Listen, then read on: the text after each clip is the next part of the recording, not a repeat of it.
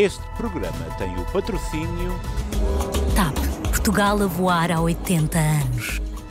Jornal Luso-Americano, Luís Firmino Insurance, MCM Clínicas Dentárias.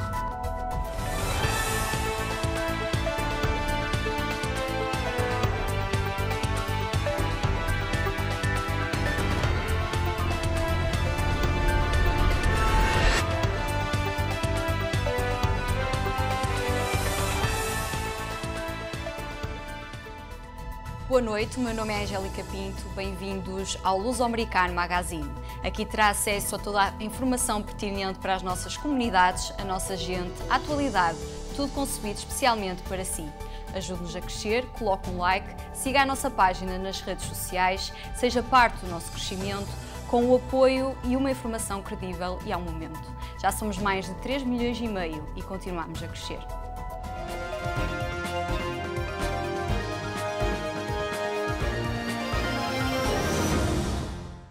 A problemática migratória continua na ordem do dia. Esta semana foram contabilizados confrontos entre manifestantes e agentes do ICE. Foram também contabilizados raids em várias áreas como Edison e na Califórnia. O Ricky Durães com os detalhes. E assim, Angélica, a crise migratória está mesmo no auge, mas é caso para dizer que a procissão ainda vai mesmo no adro.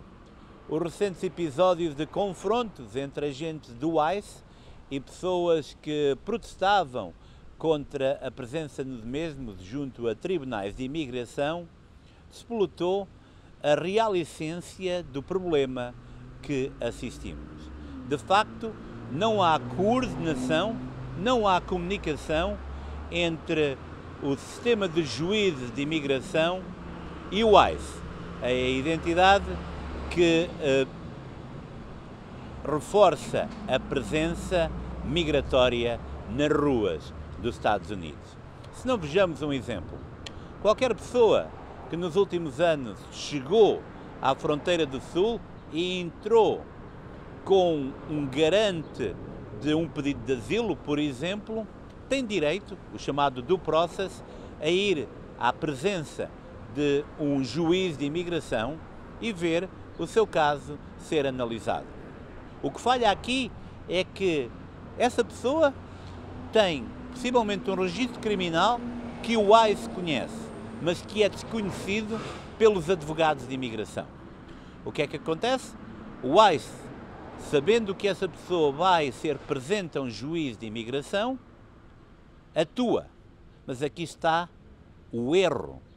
A falta de comunicação entre o ICE e o juiz vai permitir que este frenesim, que esta situação aconteça. Porquê?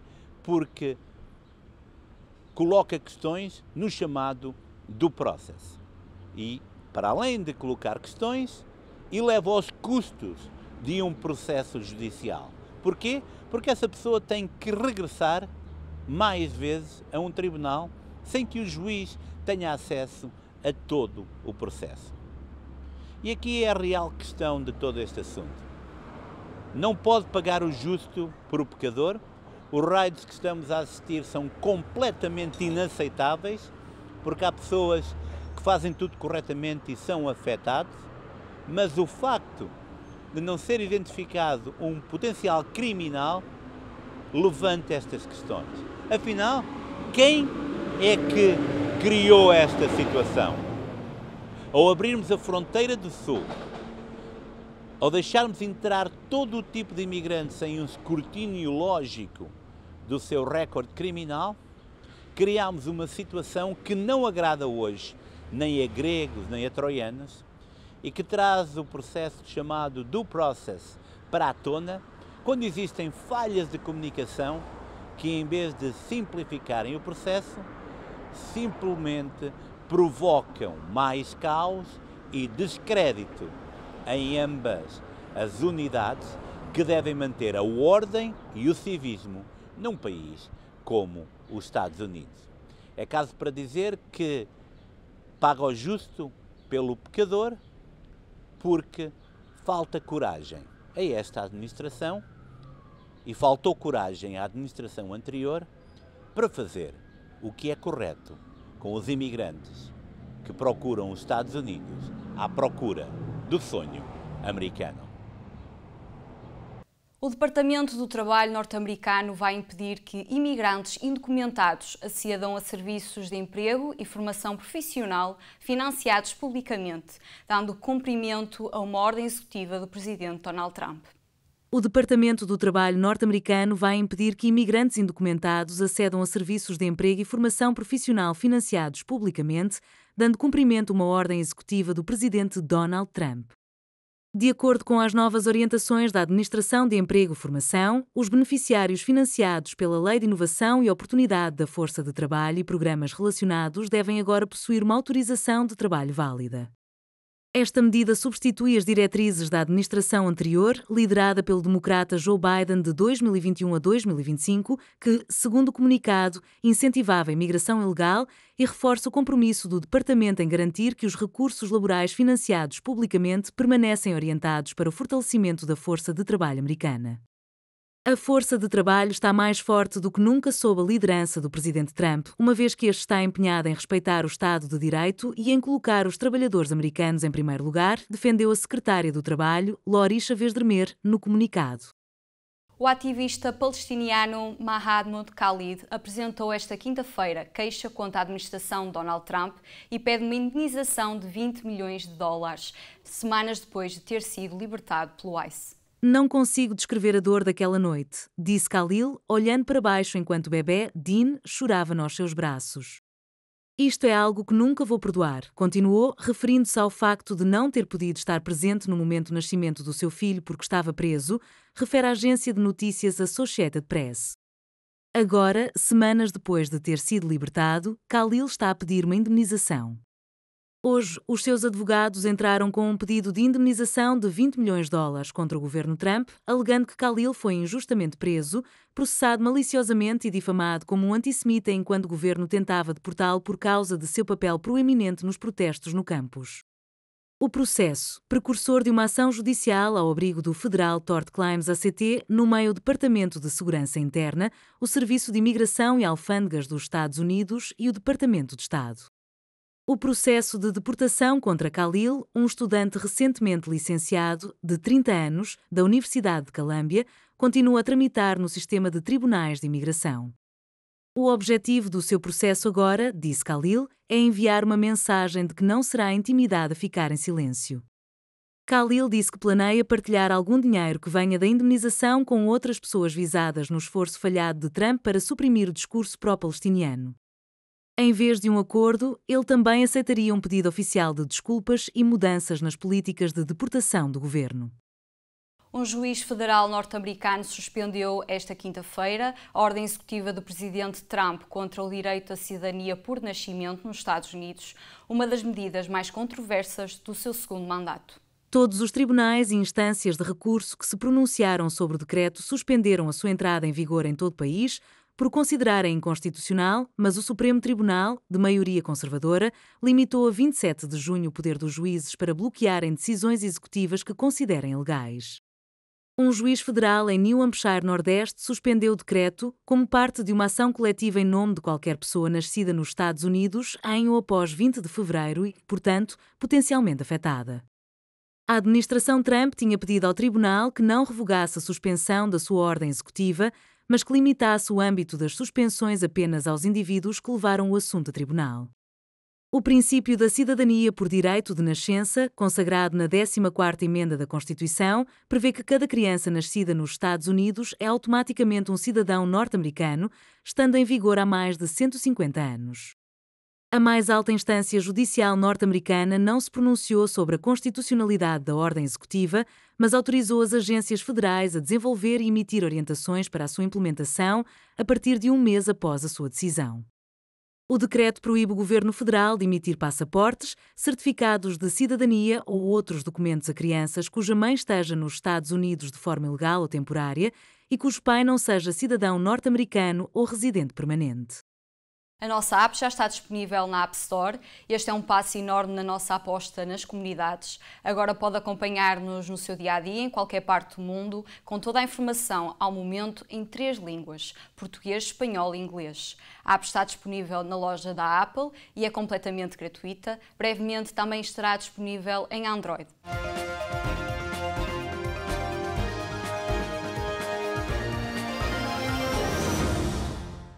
A nossa equipa de reportagem esteve em Ponta Delgada, onde participou na Cimeira das Cidades Irmãs. Uma das mais recentes minações foi celebrada entre a cidade de Miniola e Estarreja. A nossa equipa falou com os 2 presidentes da Câmara, Paulo Pereira e Diamantino Sabina. Maior, é importante estar aqui, é importante que este estabelecer de relações, esta germinação dê fruto e perdure, não seja simplesmente algo para pendurar numa parede. Sem dúvida nenhuma. Eu acredito piamente, pelo menos sou um dos presidentes de Câmara no Conselho, no país, que acredita piamente nas minações. Tanto é que, enfim, criei novas e fui alimentando as antigas, porque se assim não for, se não for vontade do presidente de Câmara, do timoneiro, as coisas não funcionam.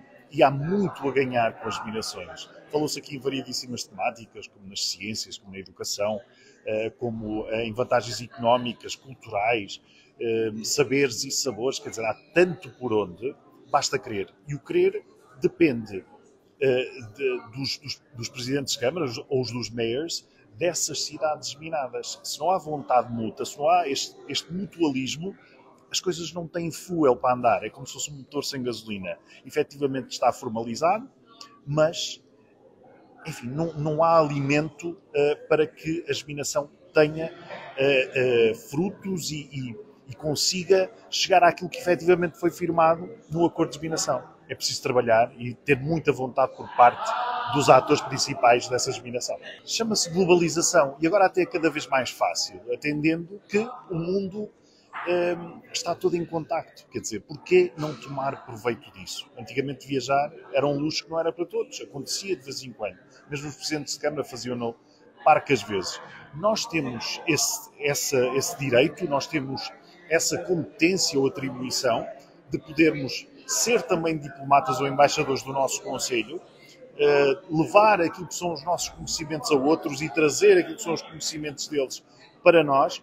Portanto, há que o fazer, os presidentes de Câmara devem apostar efetivamente nas germinações, como eu fiz, consegui concretizar 3 e uma ficou semeada, por assim dizer, e espero que efetivamente o futuro, ou quem me vier substituir, consiga estimular que essas germinações deem efetivamente os frutos que devem dar. Nós vamos agora falar com o Mayor de Miniola, Paul.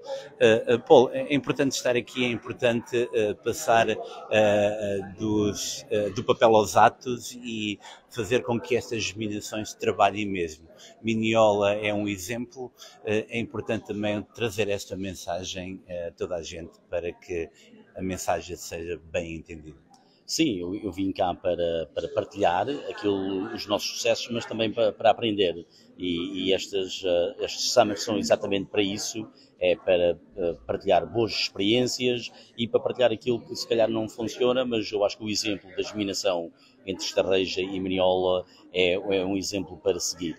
A inauguração da Cimeira incluiu a exposição Entre a Pomba e a Águia, as festas do Espírito Santo, na Nova Inglaterra. Numa organização da Federação Luso-Americana para o Desenvolvimento, em colaboração com o Governo dos Açores e com o alto patrocínio do Presidente da República, decorreu, entre 25 e 27 de junho, em Ponta Delgada, nos Açores, o encontro de cidades geminadas entre Portugal e os Estados Unidos, de modo a promover a cooperação transatlântica, tendo por base os locais e municípios onde a presença portuguesa e luso-americana é mais acentuada, que incluiu a inauguração da exposição Entre a Pomba e a Águia, as festas do Espírito Santo, na Nova Inglaterra.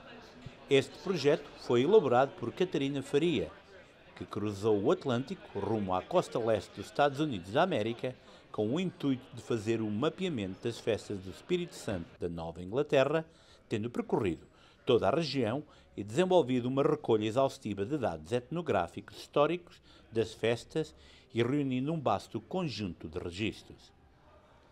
A curadora concretizou assim o desejo de levar ao público em geral e aos açorianos que vivem nas ilhas o resultado desse trabalho realizado e assim dar a conhecer parte da história dos açorianos de lá e de cá, nas margens do Atlântico. A exposição apresenta parte da mostra fotográfica que pretende proporcionar a oportunidade de mergulhar na riqueza das festas em terras norte-americanas e ampliar a perspectiva sobre este fenómeno ritual como património que adquire novas vidas e significado na diáspora e no encontro com novas paisagens humanas, culturais e sociais, pois estas festas tornaram-se para os açorianos um meio privilegiado de ligação às suas raízes e ao seu património cultural identitário açoriano. Durão Barroso, ex-líder europeu, destacou o papel essencial das relações humanas e sublinhou a importância crescente da região no panorama global da segurança, recordando ter sido ele próprio o dignatário do atual Acordo da Cooperação e Defesa assinado a 1 de junho de 95 com o então secretário de Estado norte-americano Warren Christopher, que redefiniu, por exemplo, a utilização da base das lajes até aos dias de hoje. I believe determined, namely by something I consider of historic, decisive importance. It was the invasion of Ukraine by Russia. I think the world will never be the same. And I've said it since the moment of that invasion. And because it's not just about Ukraine, it's about Europe, but not just about Europe, it's about the world. It became an internationalized conflict. If Mr. Putin wins, the West, including the United States, would lose. It's not just about Ukraine. Of course, Ukraine being a very important country, more or less the size of France. So, and we are in the global world where the so-called global South is looking at us. And for the global South, sometimes there is no difference between Europeans or even the Europeans and the Americans. It's the so-called global North or the West. And so if we lose, it will be, of course, dramatic for the capacity to defend our values and to protect our interests. That's why there is today, and rightly so, such an interest and an attention to defense, to security, including, of course, about the transatlantic alliance, that in my view remains by far the most important security alliance in the world and also in history. This is in that context that we should consider the developments of the transatlantic relationship. Now, as I told you, I think I can speak with some degree of freedom, and I'm going to be very honest with you. The transatlantic relationship is going through a very difficult phase. We saw and we see some stress that I don't remember, at least in the last decades, between the United States and European partners. There is some comments made by the new President of the United States, in fact, the second mandate of the President Trump. We saw that more emphasis on interests than on values. And that is important because to some extent before, when we were speaking about Europe and the United States, we were speaking more about values, shared values. Freedom, democracy, and overall what we usually call the values of liberal democracy and our complicity around those values. President Trump has introduced more attention to interests and transactional interests. So the question is, what are we going to do? Are we going to develop our relationship based on the complicity of interests or complicity of values, I'm sorry? Are we going to follow the relationship supported in our complicity of values or transaction of interests? When we speak about relationship between the United States and Europe, it's not just about security. It's not just about defense. It's not just about military cooperation, and including the base of a search here and the cooperation and defense agreement that I'm so proud to have signed 30 years ago. It's not just about defense and about the economy. It's about people. And you, the mayors of Lisbon, of Portugal, and the mayors of the United States, you have a great role to promote that understanding that goes beyond politics, goes among our families and our people. A Portuguese American Civic Association Union está a viver uma nova fase na sua história, com a conquista de um espaço próprio na Vauxhall Road e a revitalização do seu rancho folclórico, que durante anos esteve inativo. Fundado no início da década de 1990, A PACA conta atualmente com cerca de 270 associados e uma nova geração de dirigentes empenhados em reforçar a presença da cultura portuguesa na comunidade local. Patrícia Gomes lidera a associação, com a direção composta maioritariamente por mulheres, e Fernando Ferreira é responsável pela coordenação do rancho de norte a sul, que atualmente já conta com 18 elementos, com idades entre os 5 e 12 anos. A revitalização do rancho é um dos projetos que mais entusiasmo está a gerar entre os membros, sendo deixado o apelo a todos os interessados em que se juntem aos ensaios que decorrem às sextas-feiras à noite a partir das 8h30. O grupo está aberto a toda a comunidade, residentes ou não em Union. O grande objetivo é atrair sangue novo e garantir a continuidade da associação. O New York Cosmos vai regressar à atividade futebolística e desta vez Paterson será a sua casa. O icónico clube de futebol americano, que representou um padrão de ouro desportivo nos Estados Unidos, retornará à competição em março de 2026 como novo membro da USL League One. A sua nova sede será em Hinchcliffe Stadium, o histórico estádio com capacidade de 7.800 lugares, recentemente revitalizado através de um projeto de requalificação de 110 milhões de dólares. Este novo capítulo marca uma espécie de regresso a casa. Nas décadas de 70 e 80, os Cosmos atraíam enormes multidões para o Giant Stadium, com lendas internacionais como Pelé, Franz Beckenbauer e Carlos Alberto. Agora, à medida que a popularidade de futebol volta a crescer nos Estados Unidos e com a Copa do Mundo da FIFA em 2026 a chegar ao país, a reemergência dos Cosmos visa misturar hereditariedade com investimento local. No momento estiveram presentes vários dignatários, entre eles o governador Phil Murphy. O momento foi efusivamente celebrado e ainda houve tempo para homenagear o mais emblemático adepto do Cosmos, o nosso querido Billy Coutinho. O momento ficará registado para a história.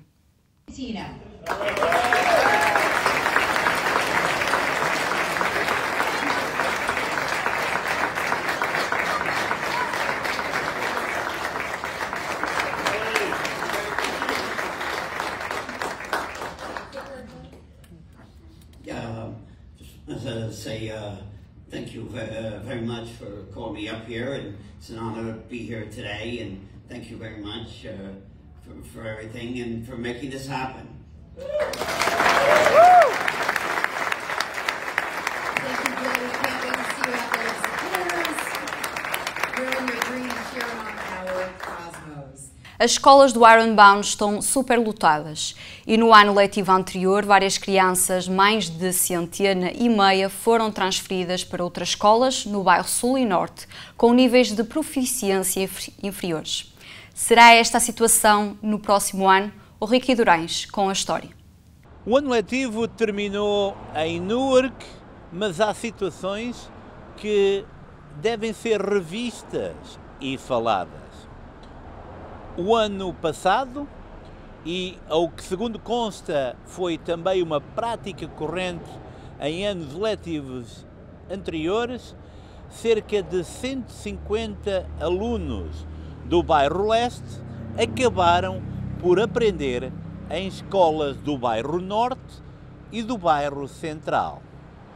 Isto sem que os encarregados de educação soubessem exatamente que os níveis de proficiência do ensino nessas escolas eram inferiores às escolas onde os seus filhos estavam, de facto, registados.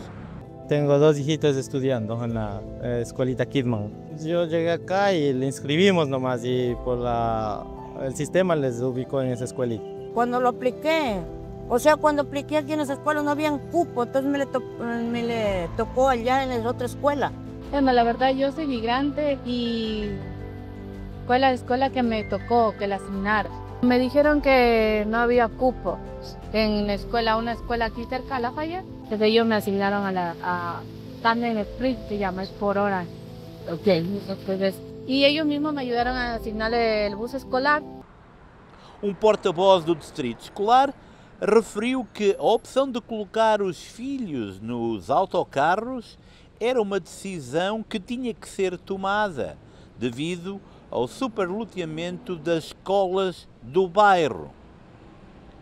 Referiram também que os encarregados de educação foram informados que as escolas na sua vizinhança estavam demasiado superlotadas para que os seus filhos pudessem assistir às aulas. O vereador do bairro Leste referiu que considera completamente inaceitável e desrespeituoso que o distrito continue a ignorar a grave superlotação das escolas no bairro.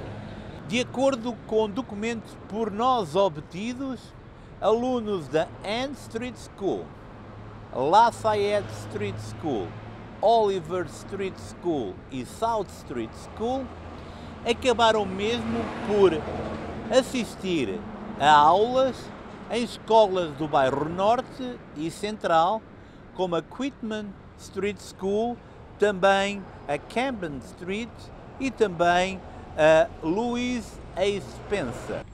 Vários membros de organizações que defendem famílias recém-chegadas ao país criticaram esta política do distrito de enviar alunos do bairro Leste para outras escolas.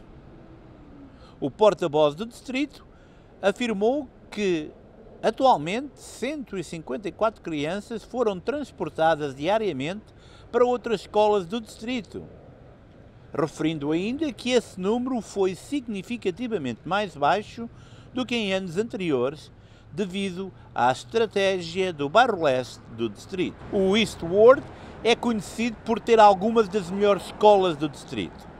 Por exemplo, na Ann Street School, uma das escolas que não está a receber mais alunos, 40% dos alunos passaram no exame estadual de leitura do terceiro ano, no ano passado. Esse número é significativamente acima da média do distrito, que é de 24%. Os alunos que foram transportados do East Ward acabaram em escolas como a Camden Street e Quitman Street, cujas taxas de aprovação em literacia no terceiro ano foram de 5% e 10%, respectivamente. Perante esta situação, a pergunta que se coloca é: e no próximo ano letivo, como é que vai ser? Será que os encarregados de educação vão saber exatamente que, afinal de contas, as escolas que irão ser frequentadas pelos seus filhos têm níveis de literacia muito inferiores àquelas escolas que estão localizadas na sua área de residência? O bairro Leste há muito que clama por novas escolas. A política do Conselho Escolar é que, afinal, os mais de 30 mil alunos que frequentam o ensino em Newark têm escolas, mas essas estão localizadas em outras áreas. A pergunta que fica no ar é mesmo essa: será que as chamadas Charter Schools serão a solução? Será que esta situação de superlotação trará mais alunos para o bairro, mas também mais escolas? A pergunta fica mesmo no ar. Ricky Durães e Márcio dos Santos, em Newark. A Academia do Bacalhau de New Jersey entregou as bolsas de estudo a 18 alunos finalistas das escolas de língua portuguesa da nossa comunidade, mantendo assim viva uma excelente tradição.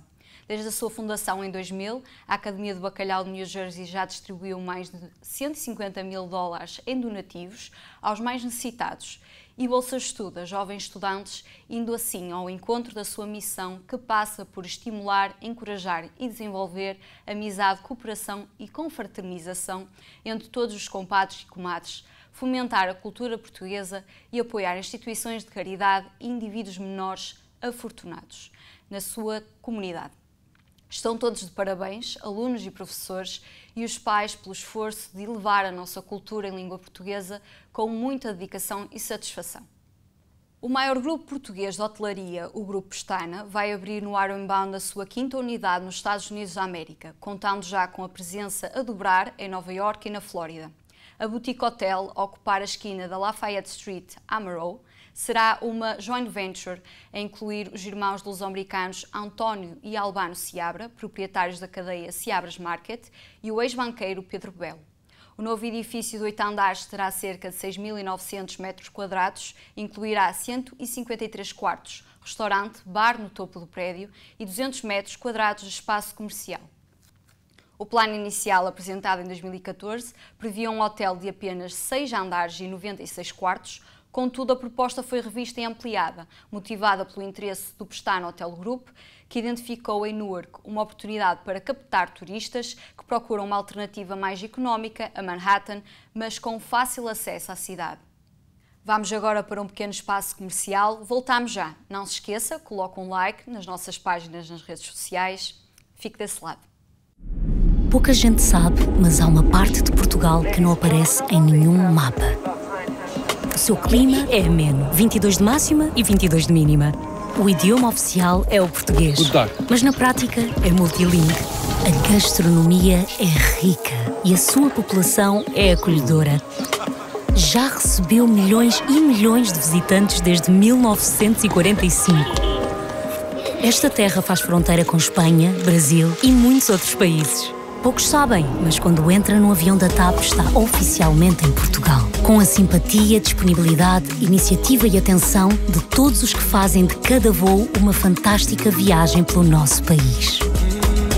TAP, Portugal a voar há 80 anos. Firmino Insurance.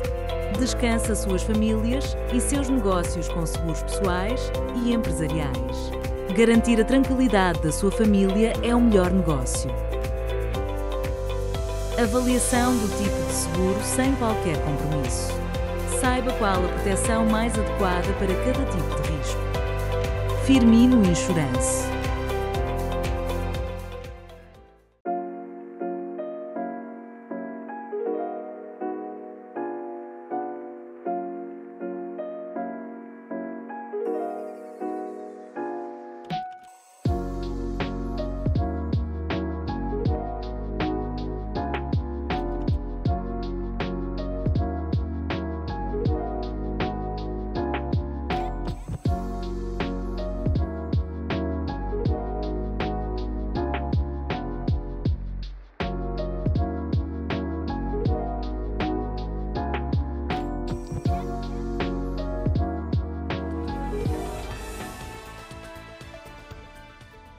Boa noite, o meu nome é Luciana Antunes.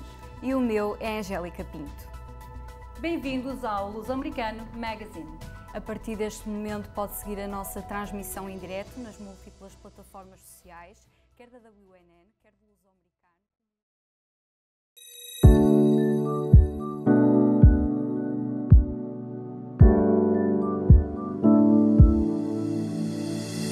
Estamos situados no centro de Braga, mesmo perto da central de caminhonagem. Temos uma equipa multidisciplinar, trabalhamos todas as especialidades clínicas dentro da medicina dentária. O nosso principal foco é a qualidade, por isso é que apostamos em médicos com bastante experiência. Nós temos facilidades de pagamento, portanto somos uma clínica acessível a todas as bolsas. A medicina dentária em Portugal é reconhecida mundialmente e temos a grande vantagem de termos custos muito inferiores àqueles que se praticam lá fora. Estamos a atender bastantes pessoas, damos facilidades em termos de transporte do aeroporto aqui para Braga e tratamos também de hotel para as pessoas que necessitam a preços bastante convidativos. Nós trabalhamos para os pacientes, trabalhamos para a recomendação e gostamos de tratar bem as pessoas.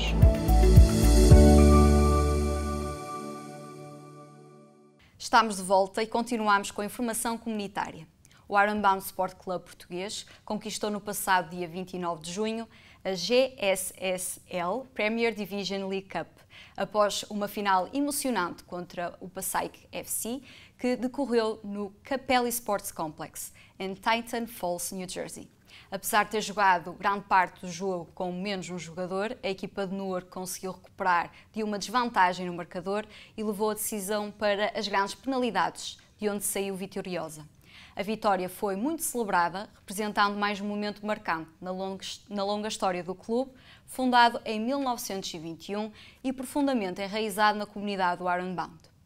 No passado dia 11 de junho, a comissão responsável pela distribuição dos bens do antigo Clube Português de East Newark realizou uma generosa doação ao Centro Romeu Cascais de Harrison e à sua escola portuguesa, que funciona no mesmo clube. O momento ficou simbolicamente registado por uma fotografia que inclui Manuel Costa, Delfim Sarabando, Armando Marques e Manuel Marques, figuras centrais neste momento importante. A Escola Amadeu Correia, uma das instituições de ensino portuguesas mais antigas de New Jersey, abriu oficialmente as matrículas para o ano letivo 2025 e 2026. Fundada a 7 de dezembro de 1935, a escola tem sido um pilar na comunidade luso-americana há quase 9 décadas. Oferece aulas desde a pré-escola até o 9º ano, promovendo uma aprendizagem divertida e um forte envolvimento em eventos comunitários. Para o ato de inscrição é necessário o preenchimento de um formulário e o pagamento de uma taxa, no dia estipulado para as matrículas presenciais, que será 4 e 8 de setembro, das 5 às 6h30 da tarde. Os horários para o próximo ano letivo também já estão disponíveis para consulta.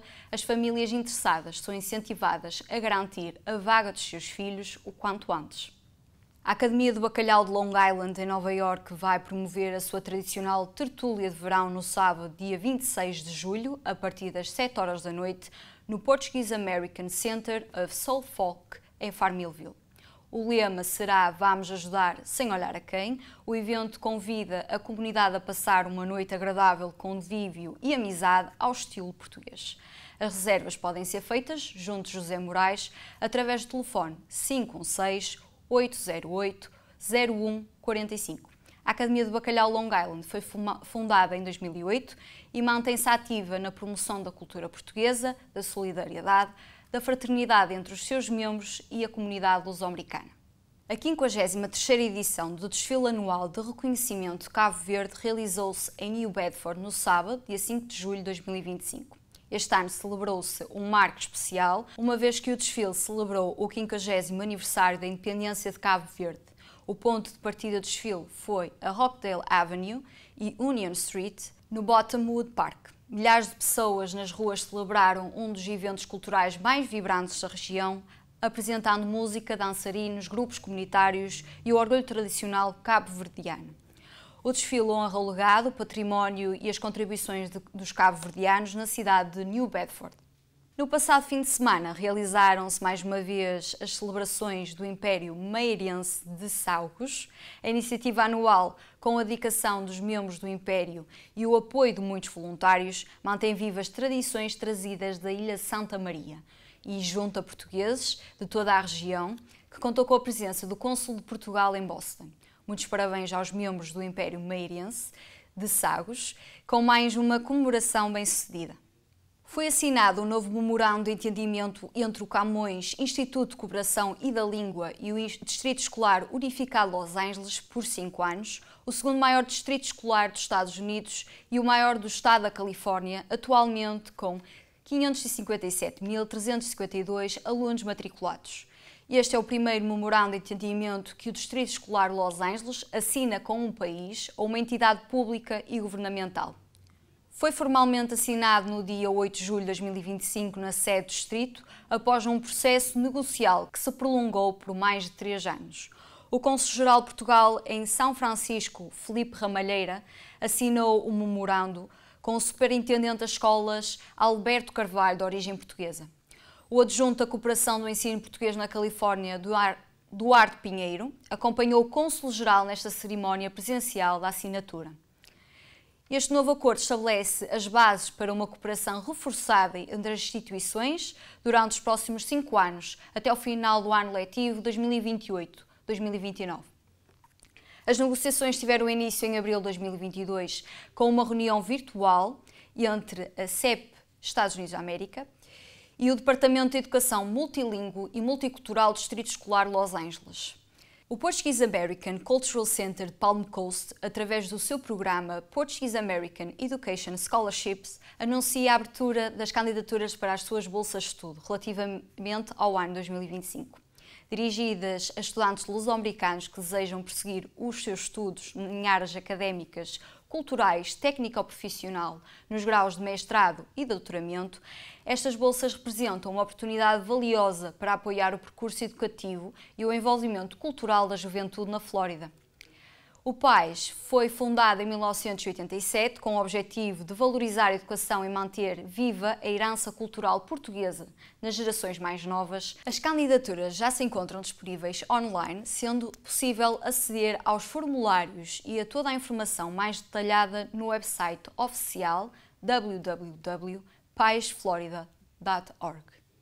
A direção do Portuguese American Club de Bethlehem tem o prazer de anunciar a tão aguardada reabertura das suas instalações, marcada para sexta-feira, dia 18 de julho, com um evento festivo que decorrerá das 6 da tarde às 2 da manhã. Já no dia seguinte, no domingo, a festa continua com uma Welcome Barbecue Party, recheada de sabores tradicionais e música, que acontecerá da 1 da tarde às 7 da tarde. O clube esteve de portas fechadas após meses de uma crise diretiva, mas finalmente volta à atividade após a eleição de novos corpos dirigentes. Ana Viçoso mantém-se na presidência da mesa da Assembleia Geral, Arnaldo Jorge é presidente da direção, enquanto António Dias preside o Conselho Fiscal. A todos os que se sentem parte desta comunidade, fica o convite para se juntarem à reabertura do clube.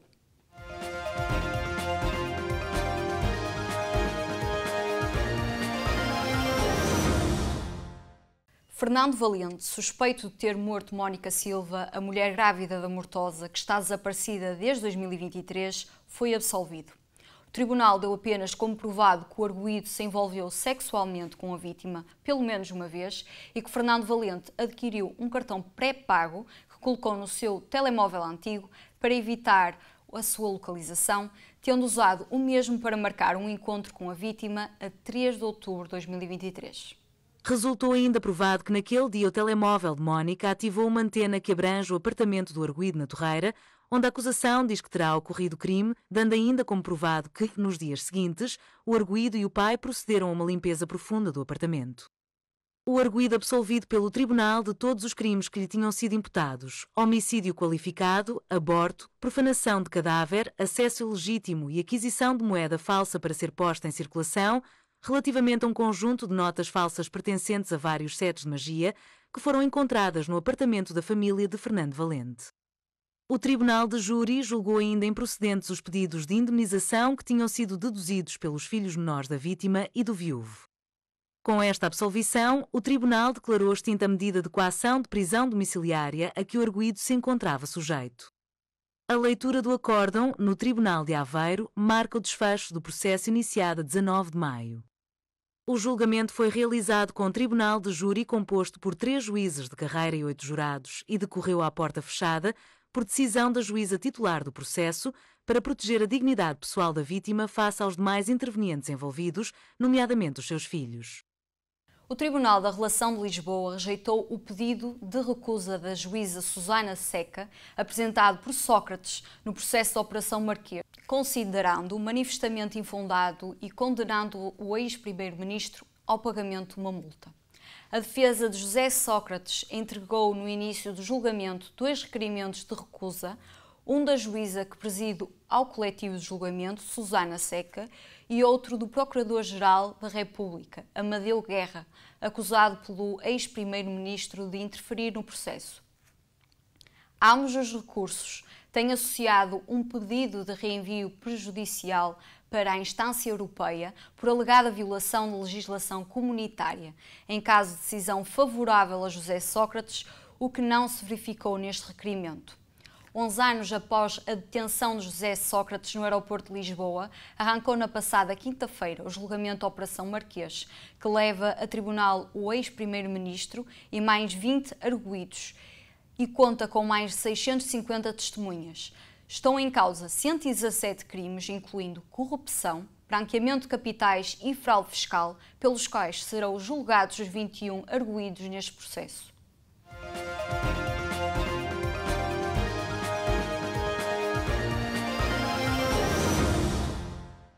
O O primeiro-ministro israelita Benjamin Netanyahu disse esta quinta-feira que está preparado para negociar um cessar-fogo permanente na faixa de Gaza se o Hamas aceitar os seus termos, a entrega de armas, a desmilitarização do enclave e o afastamento do grupo terrorista do governo do território.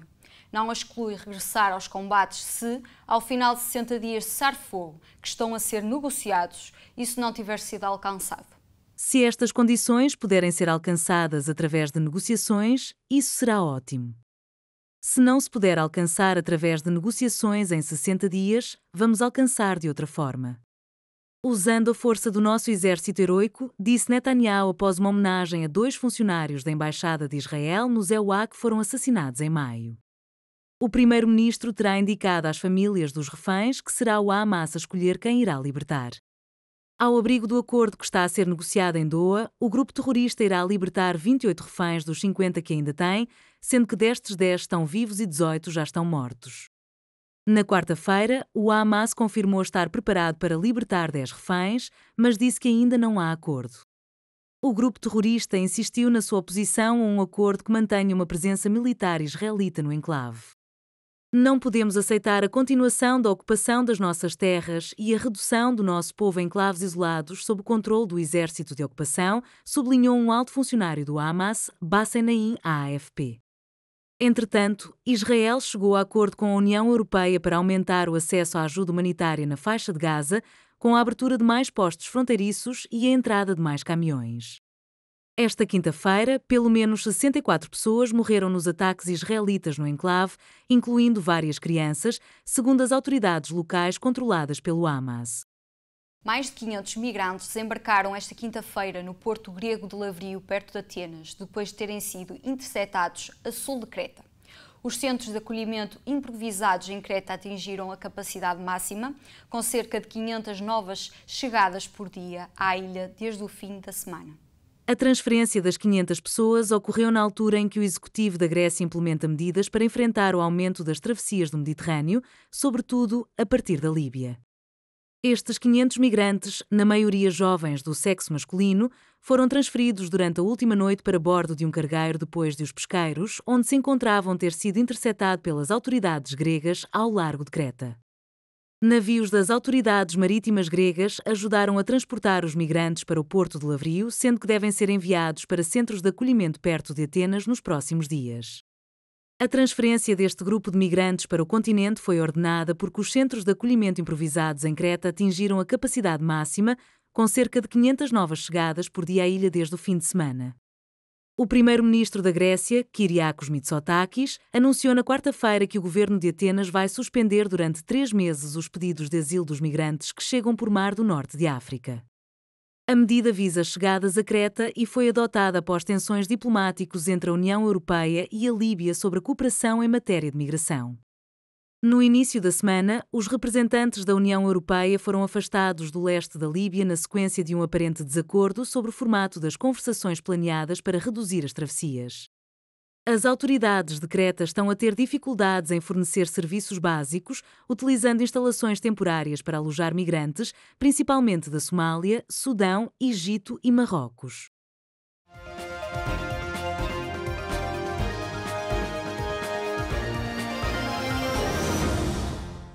Hoje, na Tribuna Jurídica, o Dr. Nelson Trezo vai-nos falar sobre o processo de aquisição da cidadania portuguesa e a nova lei da nacionalidade.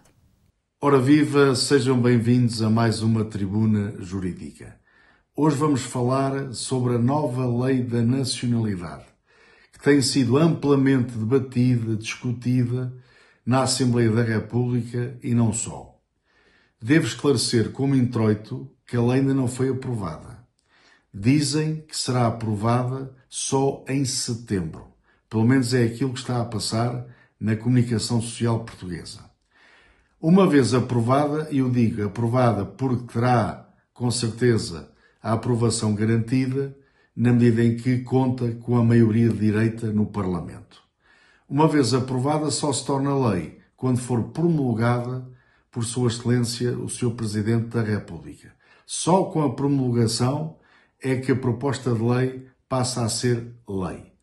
Ora, quais são as principais diferenças entre a lei que está agora em vigor e a lei que, presumivelmente, vai entrar em vigor lá para finais de setembro, outubro deste ano. Desde logo, só havia 5 anos, o prazo que a lei estabelecia era de 5 anos para um estrangeiro, por exemplo, um americano, que residisse legalmente em Portugal, isto é, que tivesse um título de residência, só ao fim de 5 anos é que podia requerer a nacionalidade portuguesa. Pois bem, com a nova lei, esse prazo passa para o dobro, ou seja, o mesmo americano vai necessitar de 10 anos com título de residência legal em Portugal para se poder qualificar e poder requerer a nacionalidade portuguesa. Relativamente aos países da CPLP, Comunidade de Países de Língua Portuguesa, que engloba as antigas colónias portuguesas e também a Guiné Equatorial, passa para 7 anos. Está um aumento também aqui do prazo temporal. E também vai haver mexidas, vai haver alterações quanto ao lugar do nascimento. Ou seja, até agora, qualquer criança, qualquer bebê que nascesse em Portugal era automaticamente português. A partir de setembro, outubro, ou seja, com a nova lei da nacionalidade, há critérios mais rigorosos, ou seja, a criança não ficará a ser automaticamente portuguesa, porque o pai tem de provar que já vivia, pelo menos há 1 ano, em Portugal. Enfim, há aqui mexidas que fazem sentido, porque qualquer pessoa era portuguesa só por nascer cá, o que nunca aconteceu durante anos e anos, porque o nosso critério era o ius sanguinis, ou seja, a obtenção da nacionalidade por via do sangue, e passou aqui, neste caso em particular, para o ius solis, ou seja, o direito ao solo, ou seja, o facto de ter nascido em Portugal. Mas falaremos melhor sobre esta importante matéria, que diz respeito a muita gente. Falaremos melhor relativamente a esta nova lei da nacionalidade lá mais para a frente. Até lá, passem bem e até à próxima Tribuna Jurídica.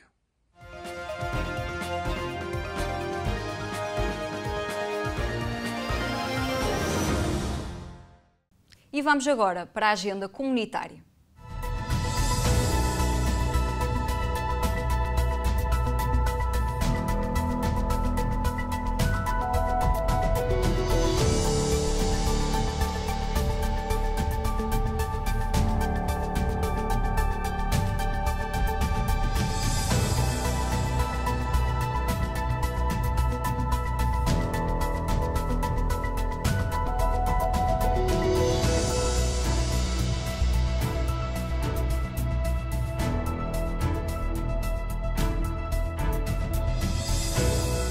Quanto a nós, estaremos de volta para a semana com muitas novidades na manga. Esteja na nossa companhia durante a semana com informação ao momento. Para nós é sempre um prazer estar na sua companhia. Boa noite e até para a semana.